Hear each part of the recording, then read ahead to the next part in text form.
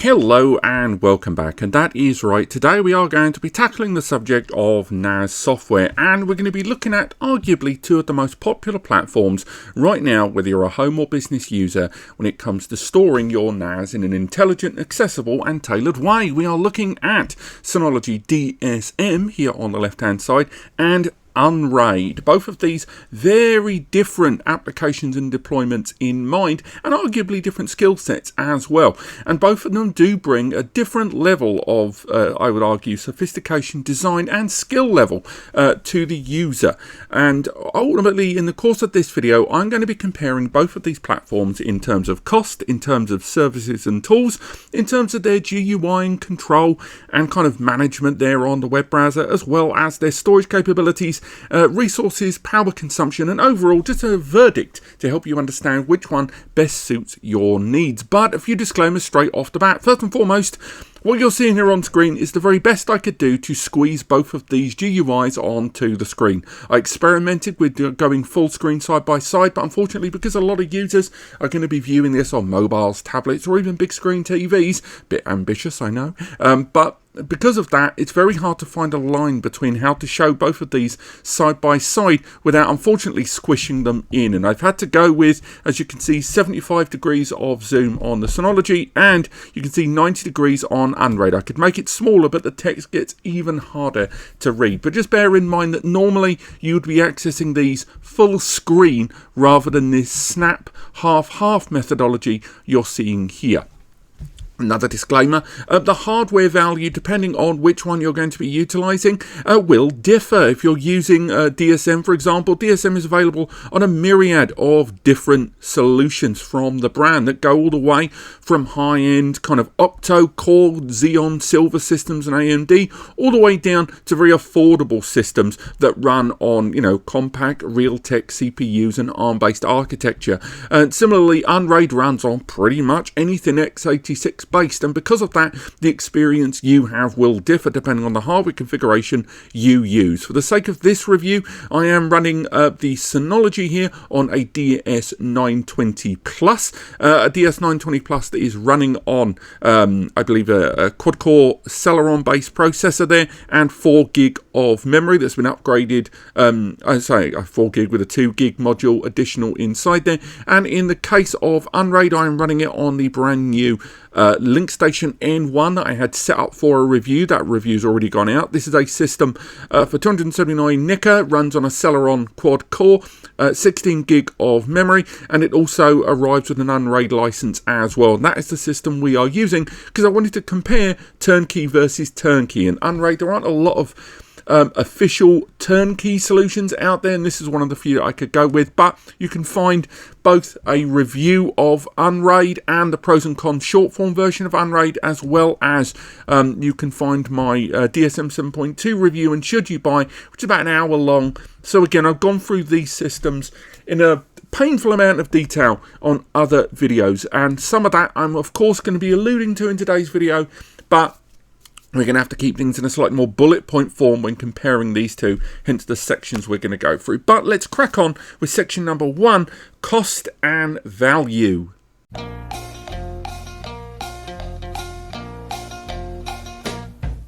Now, I could spend a lot of time immediately front-loading this video with the design of these, and I will get onto that later in the video, but I think it's important to understand just how much an end user is going to have to lay down out of the wallet in order to get access to the software for these relevant platforms. Now, the more expensive of the two, unsurprisingly, is going to be the Synology platform. Why is that?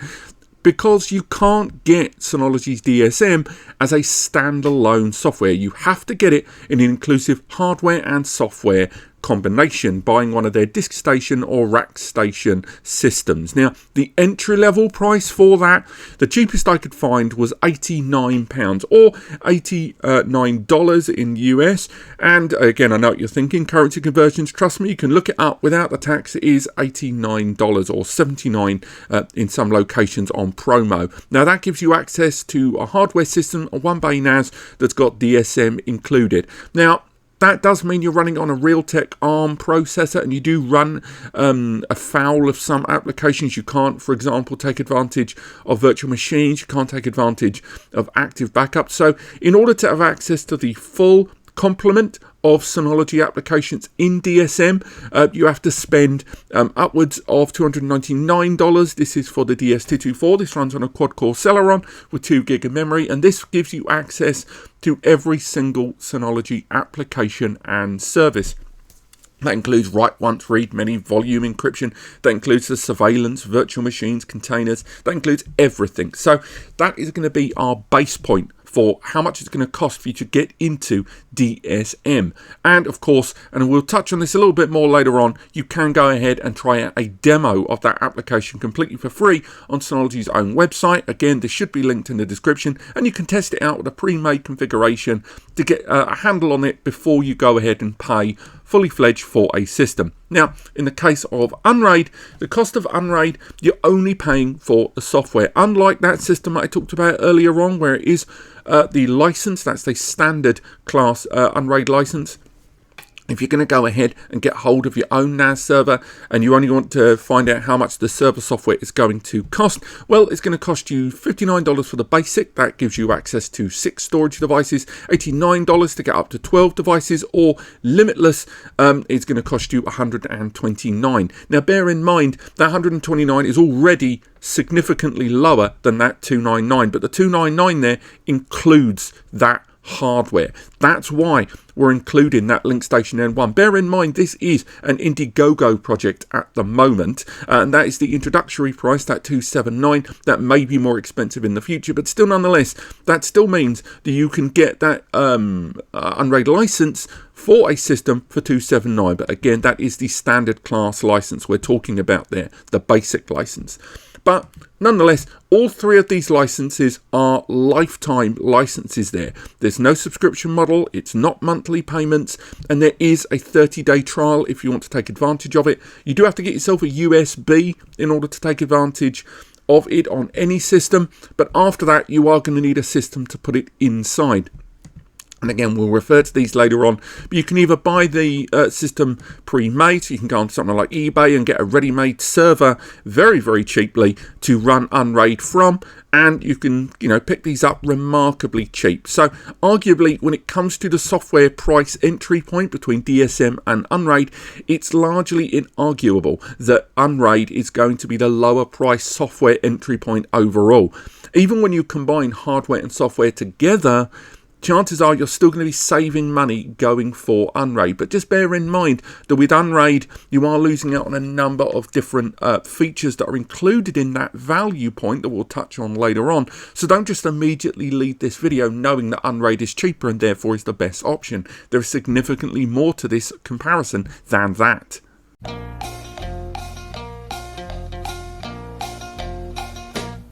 Moving away from price and now onto the subject of value, that's really where things do change hands, because when it comes to services, tools, applications and abilities that are included within the software by default, DSM really does flip the tables here. Now, we'll get on to precise details on DSM, but I think we should start with UnRAID first, because it may seem like I'm being slightly disingenuous about UnRAID here. I'm really not.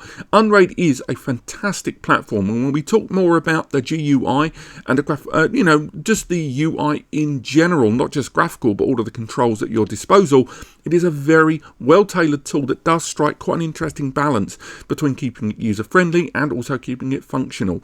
On top of that, as you can see here, we are getting real-time information, and we've got little widgets here that are giving us information about our network array, our storage array, hardware, health, and we can dig pretty deep into all of those.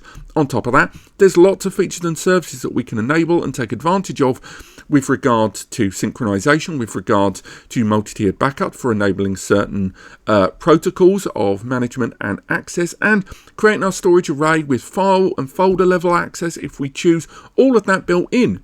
However, this is not first party.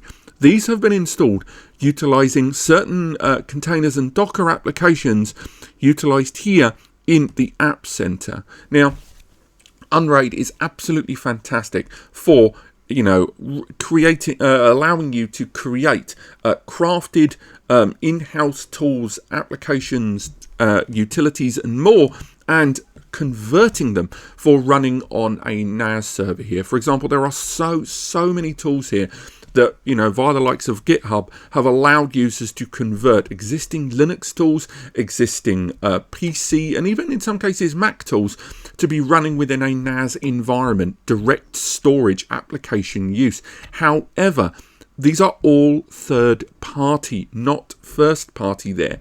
And UnRAID provides you with a graphical user interface. It provides you with the base, the tools and utilities to run them, but these are still effectively third party tools. So whether you go into the Community App Center, where there are quite literally hundreds of, 1,793 applications already listed there, constantly growing all the time, and you head over to UnRAID's own documentation, you can see they make it abundantly clear that you are utilizing, in most cases, third-party tools that are not created by, or directly in most cases in conjunction with Linetech or UnRAID. So do bear that in mind. They're still fantastic tools, and if you want to use certain third-party tools already that you're using in your own existing server interface, and therefore you want to run tools you already know on your UnRAID server, Nextcloud and the like, it's not going to be a problem for you. But if you're buying a NAS server software,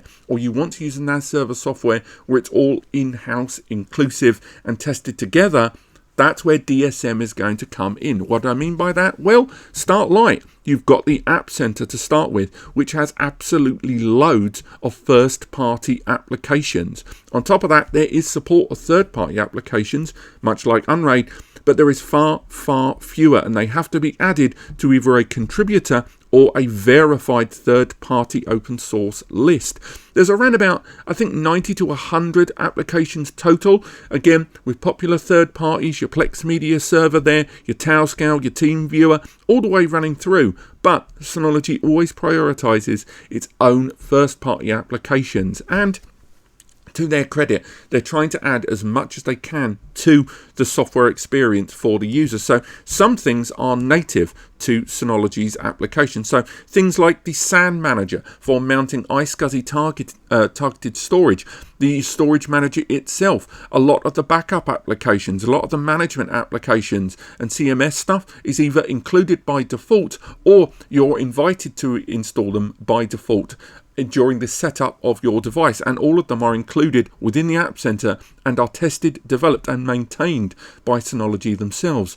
And if you move outside of the system and you want to look at, say, client tools, Synology has a wide range of first-party client tools for PC, Mac and Linux systems that allow you to have tailored access to your Synology NAS in that first-party ecosystem. This extends to whether you want to use iPads, iPhones, whether you want to use Android devices there, even as far as Amazon Fire TV and, your multimedia devices having first-party apps that allow you to integrate and access the data on your NAS in a first-party streamlined fashion. Now, that may sound a bit wanky, but what I mean by that is those applications are then all managed by one party. They're all having their security and feature updates by one party.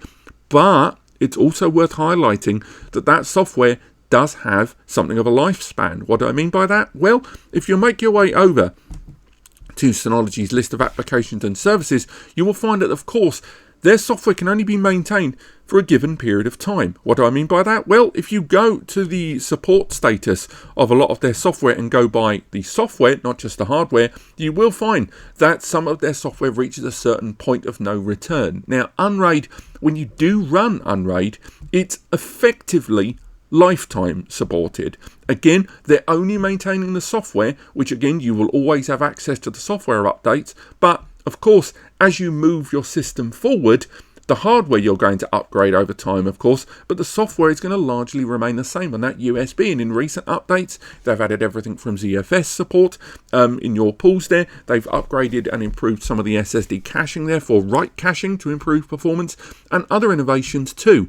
Synology, by the other hand, when you look at it there, has integrated other improvements in its DSM and gone to whole new versions. But that is at the expense occasionally of some applications becoming end of life, or versions of those applications becoming end of life due to licensing difficulties, or DSM, for example, in DSM 6.2, phasing out support of the previous DSM, which means you have to move on to the newer version of DSM. However, some devices do not have DSM 7 support. If you've got a device, for example, that's older than about 7 or 8 years, some of those systems, the lower powered ones, don't support DSM 7. Consequently, your system will no longer have the latest updates. So, as good as all those features and services are with Synology DSM, and we are talking about quite an extended period of time, it's worth keeping in mind that DSM does have a finite support. And if you're running, for example,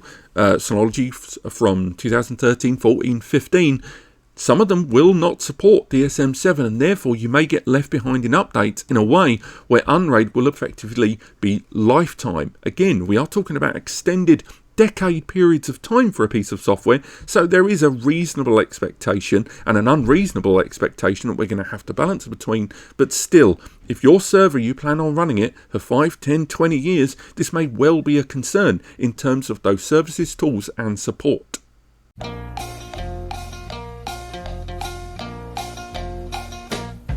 Next up, let's discuss navigation. Now, I mentioned earlier on that there are, of course, third-party and first-party applications that you can use to access the NAS remotely or on a local area network. If you want, you can use a lot of third-party applications for UnRAID, NAS management tools there, or use third-party apps, again, like Nextcloud and stuff like that, to manage the NAS utilizing that software, or something as simple as VLC to access your media, or Plex media server to use those. But for this, we're going to be talking about accessing the NAS here on the web browser. Again, I could cover 10 or 15 different other ways, but I just want to focus on the GUI in the web browser to see how they differ. Now, immediately, when we're looking at these systems, let's go back to the control panel when we want to see the server hardware. We can see that there is certain elements of crossover when it comes to text being displayed there on screen. If we look at the resource monitors for both of them, you can dig a little deeper to get system information and get processes there running in the background. But ultimately with UnRAID, you will have to make your way in to use some of those third-party plugins in order to access and monitor your system long-term and get some of that real-time information in a more graphical fashion. Now, this is something we're going to come up against time and time again, because if you're happy to use those third-party tools, that's absolutely fantastic, because then you have so many more ways to interact with the UnRAID server using those third-party developed tools. But very few of them are ever as user-friendly as they are on the Synology NAS. To put that into perspective, here is the storage manager on both systems. Now on the left, we can see here in DSM, it's pretty clear. There's the bays of our physical system, there's the M2s at the bottom there, there's the health of our volumes, and on the left hand side we can dig into the pools. We get real-time information about the storage pools inside that we can dig into. And if we want to add new drives, again, it's pretty straightforward. We can go into the overview there, we can go into the hard drives that are listed, and if we want, we can manage the available drives and decide what we want to do. It's very chewable, it's very user-friendly. You can even do all of this via the mobile application there. We can find out more information about the drives, overview the overarching settings of the DSM system. We can go in, if we wish, to individual drives and find out more information about them one by one. So again, we can go into the health info of these drives, find out more about them, dig in quite deep, and all of it is presented in a very user-friendly fashion. Now in UnRAID, it's not that straightforward. As you can see right now, my storage, I've not mounted on the UnRAID array. Right now, none of the drives are on. That's great for power saving. And again, if we wish, we can always have it so that the pull always activates when we turn the system on. Let's turn it on here. And the system will now mount those drives. Again, it's only because I've set this up to unmount them when not needed, but we already see the array devices there. If we want to create a ZFS pool, we can there, which is still good that there is support of ZFS. That has countered a lot of the questionable performance numbers compared to Synology and QNAP and other, EXT, BTRFS and ZFS platforms. But still, nonetheless, I wouldn't call this user-friendly. in comparison to the Synology platform there. It's not out of this world difficult, and I would argue this is significantly easier to understand than something like TrueNAS that we'll talk about in another video, but still nonetheless I wouldn't call this tremendously user friendly. There are ways and means around that. For example, if you touch the question mark up here, UnRAID has enabled and added lots of explanations here, but as useful as this might be, it's still a large wall of text being thrown at us here on something that was already a large wall of text. Now, in UnRAID's defense, when it comes to installing a lot of those third-party applications and some of those services, it is just as easy as it is to install an application on DSM as it is on UnRAID and vice versa. For example, if we want to go into some of those tools and utilities and some of the things that we can install here, for example, say we wanted to go ahead and install Advanced Copy. We can go in and we literally just have to click Install. We click Install, it runs the plugin there in the background, and unlike a lot of slightly more complicated applications and services when you might want to install some sort of service onto your system, you know, UnRAID has managed to bridge the gap quite significantly between turnkey OS-led NAS solutions and some of the third-party ones, where something like open source like TrueNAS requires jail configurations, which, although tremendously secure, can be quite a headache for the less experienced user. And as soon as you created these plugins, go into the plugin section, find your plugin, and each one of these can be managed quite easily.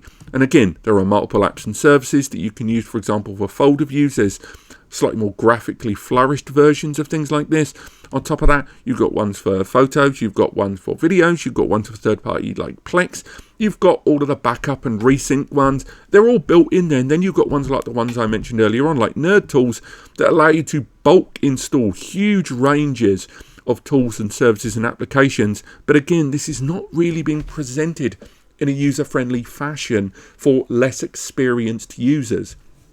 Now, on the flip side of that, there may be experienced users that want to be able to control what they're doing quite significantly. And for those, you can, of course, go into the terminal of your UnRAID NAS and run on the command line lovely and easily. And again, there's a lot of helping hands and guides available on UnRAID for you to manage all of these things. They're quite handholdy in the community. And as something we covered earlier on in a video we did with Ed over at Space Invader 1, when we were talking about the pros and cons of UnRAID and why someone should switch for it, one of the things he highlighted that was tremendously true is the UnRAID community is arguably one of the friendliest out there. Unfortunately, when you look at some open source software where it is very but heavily based on community support, be it first-party forums or utilizing things like Reddit, you tend to find the kind of elite level god server admins or users that are experienced kind of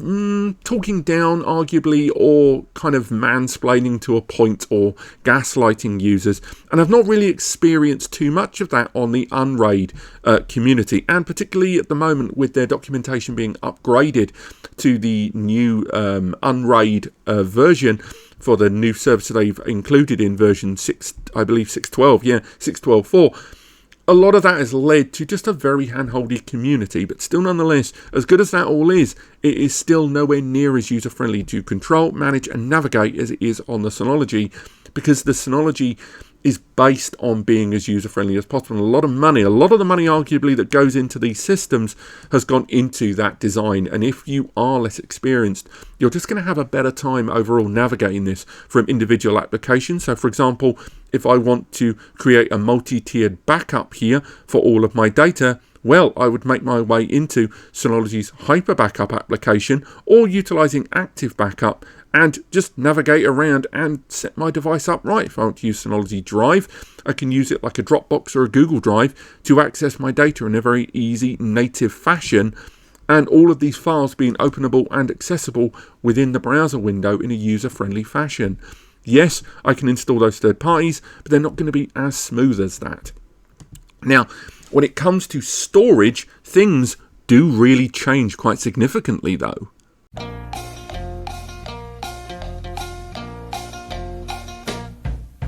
Now, storage management between these two platforms is actually pretty damn different, and up until about a year and a half ago, Synology would have held most of the cards in this comparison, at least as far as performance led. But things have significantly changed in newer versions of UnRAID, and if you haven't been on UnRAID for about the last 12 to 18 months, I would definitely give it a revisit because they do have some new tricks up their sleeve. Now, let's start on the Synology side of things. Advantages they bring to the table. Well, first and foremost, you have support of something called Synology Hybrid RAID. You have the ability to mix and match drives within a single RAID pool, and that RAID pool and the volumes you put on top are able to take advantage of the larger storage drives that you can mix and match in Synology Hybrid RAID. Also on top of that, there is support of ext4 or BTRFS, something that both of these platforms share.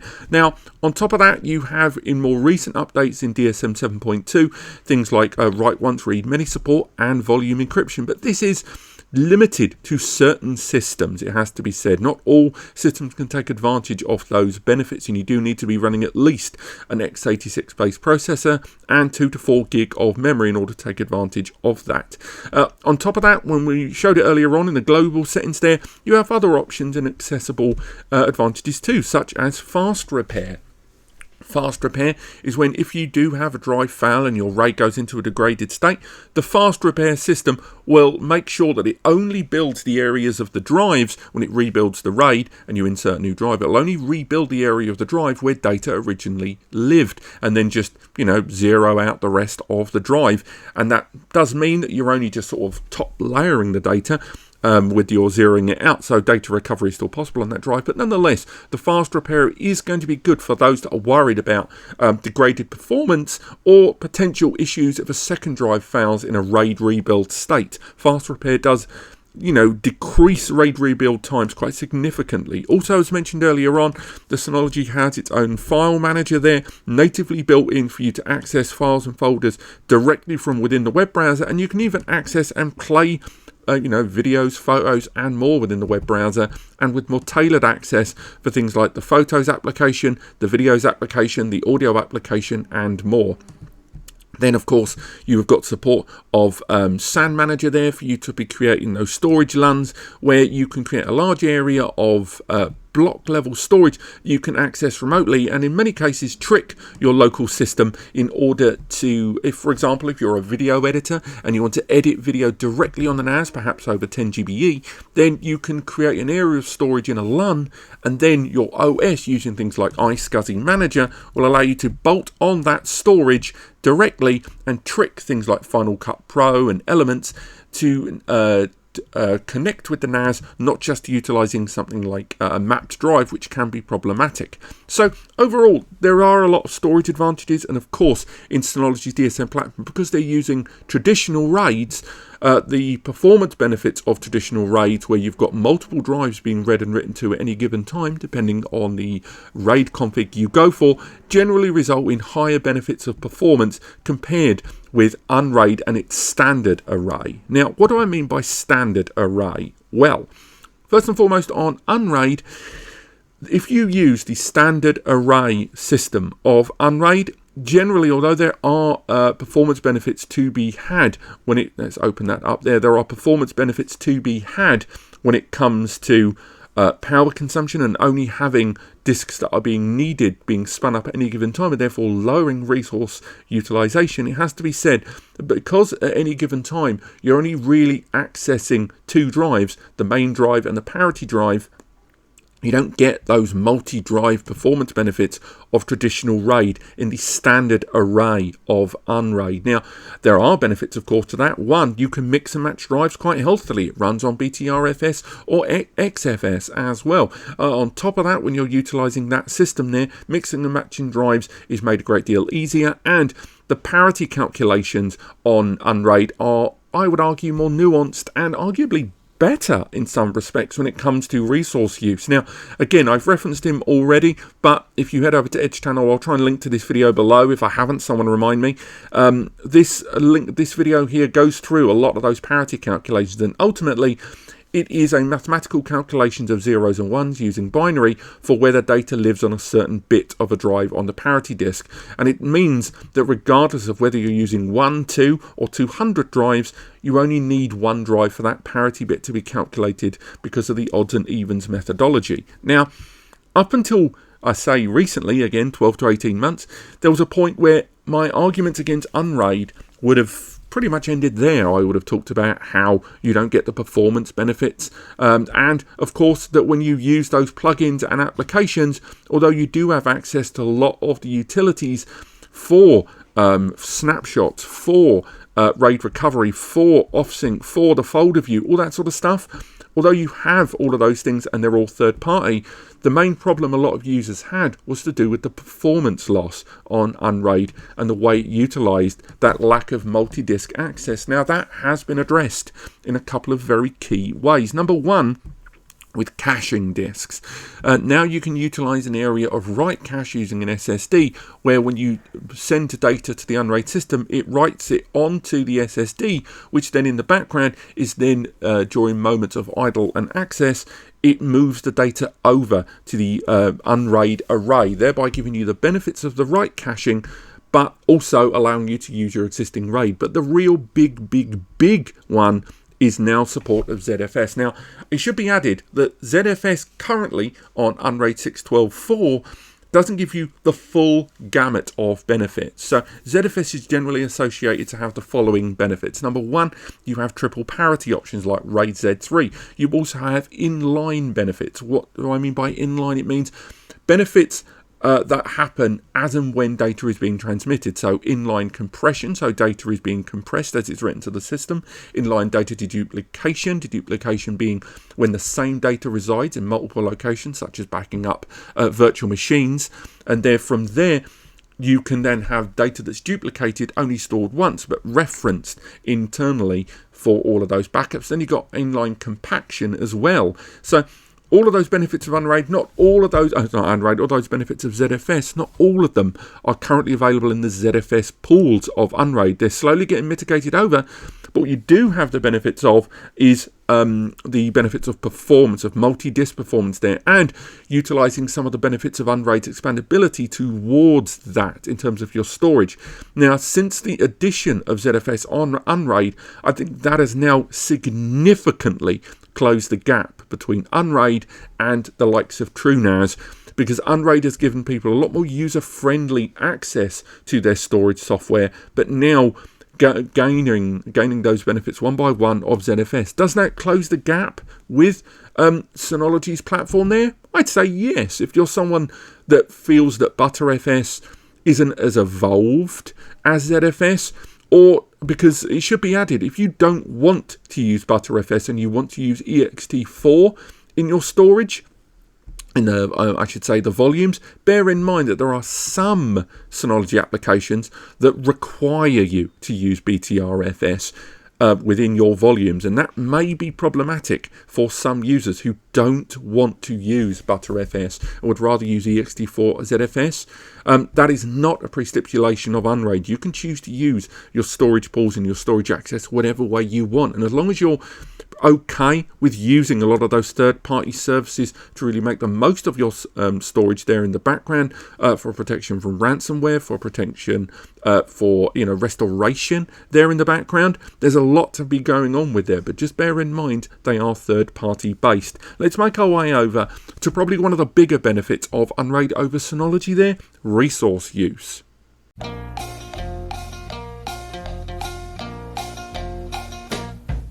Now, unsurprisingly, UnRAID is definitely, between these two, the one that's going to consume the least power. There's so many reasons for this, notwithstanding the fact that when the system is idle here, you can see that the occasional spike here when we're running operations might peak up, but overall, in terms of how much CPU utilization happens in idle, you're going to find that UnRAID uses slightly less. And there's a few reasons for that, notwithstanding that Synology has quite arguably a dynamic approach to memory utilization. The system actually has a tendency to hold on to more memory than it needs for most operations, which it will intelligently flush between operations when needed, but it basically holds more memory than it needs to, just to ensure that there's a little elasticity when it comes to operations that are being used, and you have to rely on DSM to free up that memory and flush it when needed as your utilization use grows. But in the case of UnRAID runs within the memory. Now, what I mean by that? Well,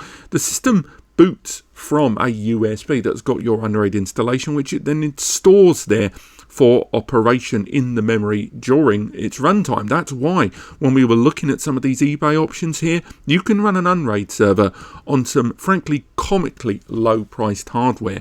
When we're talking about this NAS here, the Link Station for $279, even that hardware, that CPU, is way more than you're going to need. Now, if we make our way onto UnRAID here and look at the minimum specifications there, you're able to see that the minimum spec is surprisingly low. You can run this on a single core if you wish, but it does recommend you have at least 2 to 4 gig of memory to run UnRAID. Obviously, when you go to the more aggressive ZFS based stuff, that is when your hardware utilization needs to be a little higher. But even then, you can still get away with running your ZFS pool on an UnRAID server, which much lower hardware spec than you would find on a true NAS server trying to run ZFS pools.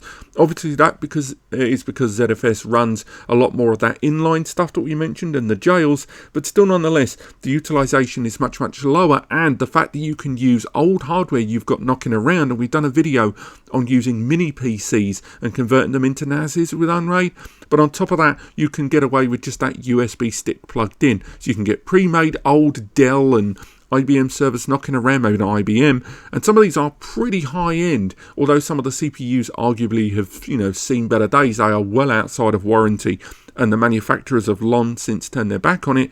But in terms of hardware efficiency, the UnRAID server does arguably a better job in terms of lower power consumption, and that is notwithstanding the fact that the array can be stopped, or if you use a standard UnRAID array, only individual disks are running, thereby lowering power consumption even further.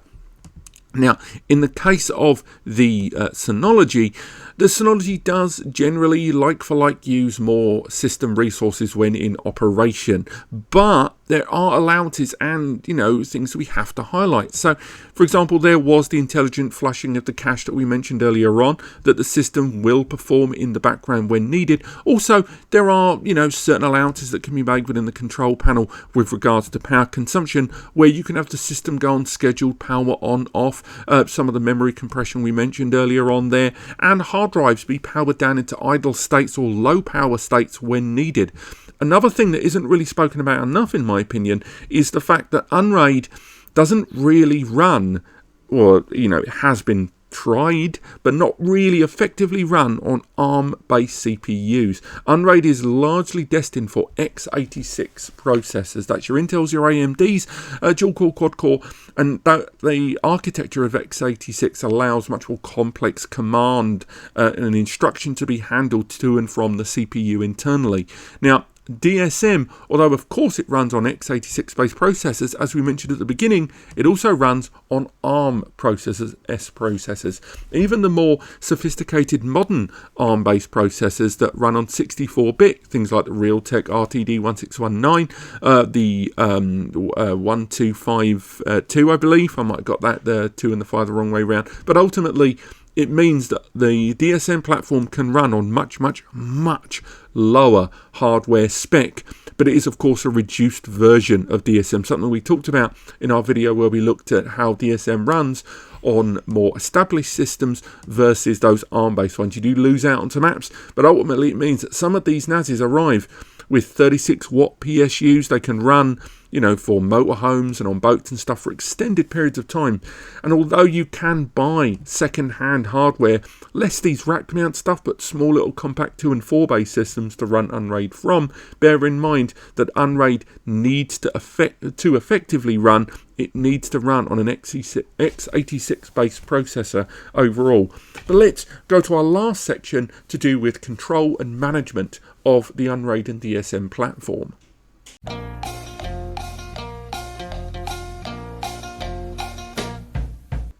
Now, once again, ease of use versus overall control will differ between these two platforms. Arguably, if you're looking for a much more user-friendly and less system admin reliant control and management of your NAS, DSM is going to be the more appealing of the two. Now, what do I mean by that? Well, if you look at UnRAID, if you want to manage your NAS, even if you use a graphical user interface, it won't be long.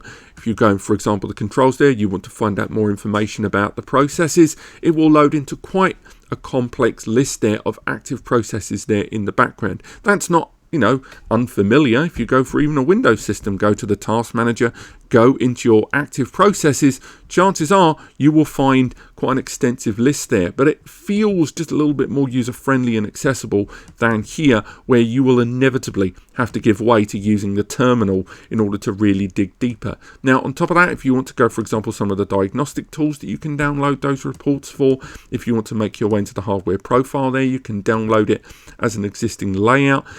And ultimately, yes, you've got access to a lot of that information, but it's once again being presented in quite a technical fashion there. Of course, you can, if you choose, make your way into some of those plugins, go into some of the pre-built ones that arrive with, or go for some of the Nerd Tools ones there that allow you to add additional means and ways to manage your NAS, manage some of those system resources, the backups, the duplication, the snapshots, some of that stuff there. All of that can be managed with those extras that are plugged in via those extra tools that are third party. But even then, it's not that long before you have to dig into the command line on those. And although on a surface level, they seem user-friendly and accessible to install and at least get to their standard user interfaces, it's not long before you need to go down the command line route. And in the case of the Synology, you've got a few options. You've got the standard control panel there that anyone that's ever used Windows' own control panel will be very familiar with there. On top of that, if you want to manage things on a slightly more complex level, yes, you can go ahead and enable SSH or terminal level access to use things like PuTTY or Windows PowerShell if you choose. On top of that, you can go in and control the NAS in all those preset areas in quite a straightforward, user-friendly way that you would expect. Again, very, chewable, easy to get your head around if you choose. On top of that, if you want to move away from that and go into the slightly more technical and advanced, you can make your way into things like report monitoring. You can go ahead and use some of the third-party, some of which are paid-for tools like Active Insight. Multiple NAS operation and controls using the CMS system there are readily and accessible from the user interface pretty much straight out the gate. And there are more tools that can be downloaded for system monitoring, access and reports, all to be generated by the system. And indeed, if you make your way in to some of the early management tools, you can get the Synology NAS to spit out daily, weekly or monthly reports of storage utilization, access rules, all of which can be controlled quite easily. For example, say you want to add a new user in Synology's system, go to the control panel, go to users and groups, and you can go ahead and create individual users, and those individual users can have their name and credentials and levels of access. So if we call this person test, we're not going to bother with a password, or I think we have to. We can say which group they belong to. From there, we can say which applications and services they can have access to, which storage areas, their quotas, all that kind of stuff. All of it can be accessed and created very, very easily here, along with a lot of kind of quotas and stuff, as well as if you need to in a pinch, you can go ahead and choose a standard class user and then delegate them admin powers when needed, as well as access their permissions and roles easily. Now, to do something like that on UnRAID, we go to users. We then have got that. We can create ourselves a new user. We give them a name. Again, give them a password if we choose. Go ahead and we add that user. And it's quick. But what about all of that configuration? What about all of those controls and stuff that we created earlier on? If we go into this user, we can find out a little bit of information about them, but not really it. And once we go into the shares, you have to reverse engineer a lot of that access rights there when you create a new share who can access it. And although that is possible here on the Synology side by going into the shared folder control, it just feels a lot more user-friendly here if we want to, create the user and give them access at the beginning, not just doing it in the one fixed direction. And again, you will see this time and time again when comparing these, where if you know your way around the command line, know your way around even a light level bit of coding, you are definitely going to enjoy UnRAID for the kind of unlocked experience that it grants you. But you will find that intimidating if you don't have that level of experience, and that is just where Synology's DSM platform really shines. And once you really dig deep into individual applications and the fact that their controls are also presented individually in that way, you are just going to find overall DSM to be a much more usable experience for less experienced and non-system admin users.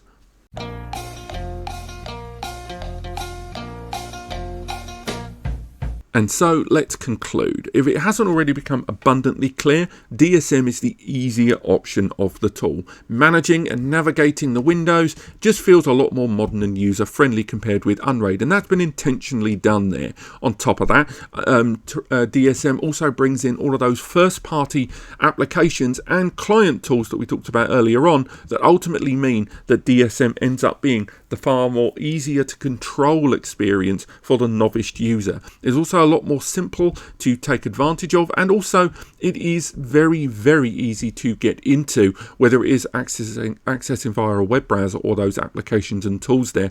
On top of that, more money is being spent inside Synology because of the combined money that's spent on hardware and software solutions that allow it to innovate a lot of those tools for the first party while still maintaining a reasonably healthy list of third-party tools there.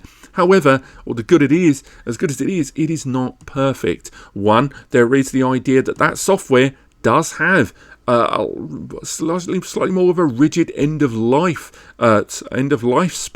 than UnRAID, because a lot of these are locked to certain hardware after a given point. On top of that, you've got to buy the hardware to get the software, and many would state that the hardware included with a lot of Synology systems when you make your way through the product portfolio is not that impressive, and you end up paying a lot more for the hardware than you would buying the hardware new or second hand and sticking UnRAID on it by comparison. Synologies are built to be efficient, sure, but the experienced hardware users are not going to be overwhelmed by that hardware. Also, something I didn't really touch on earlier enough is hardware compatibility, and on the Synology platform we are starting to see when it comes to certain products like the DS, let's go for a product here, we're starting to see compatibility start to be slightly refined by Synology, and for some not in a good way. That when we look at the compatibility of certain hardware, that's USB upgrades, we look at hard drive upgrades, we look at different components, we're seeing Synology somewhat limit some of the compatibility of third-party hardware on their system when you go to the third party there. And some people want to use, for example, larger hard drives than 16 TB. They want to use a larger range of hard drives than what is being shown here on screen for the DS1522, for example, whereas UnRAID doesn't have a lot of those limitations presented, at least in terms of supported compatibility and verified compatibility. And for some users, that is going to be a pain. And that is freedom that is granted on UnRAID in spades. It is still the most user-friendly kind of NAS OS out there once you compare it against the likes of Open Media Vault and TrueNAS. UnRAID brings a lot of feature-rich experiences to NAS and DIY services and private server ownership that up until UnRAID really got established was locked behind the command line. On top of that, the price point is ridiculously cheap. When you look at those price points there, yes, this is real money, and if you're someone that's gotten used to using something like TrueNAS that has no price on it, this may seem a lot, but this is lifetime access. They're going to be updating the firmware, updating the security, updating the features, like adding ZFS, like adding some of those SSD benefits there, lifetime. And once you pay for that once, that's it, that's forever. And it allows you over time to, this year, use 114 quid Dell PowerEdge server there. Then down the line, a few years later, upgrade your server, upgrade your server, upgrade your server. And that whole time, you're still using the same USB with the same UnRAID license there. Also, we got to applaud the inclusion of ZFS as for your pools is massive for UnRAID in order to get around that performance loss that was always associated with UnRAID and their UnRAID array, I should say there. On top of that, although reliance on third-party applications is something of a pain when some of us would quite like first-party, the range of third-party tools is insane and always being added to all of the time. And that infinite level of UnRAID OS support combined with an ever-evolving and frankly quite nice third-party community on the likes of Reddit and UnRAID's own community forums is to be applauded.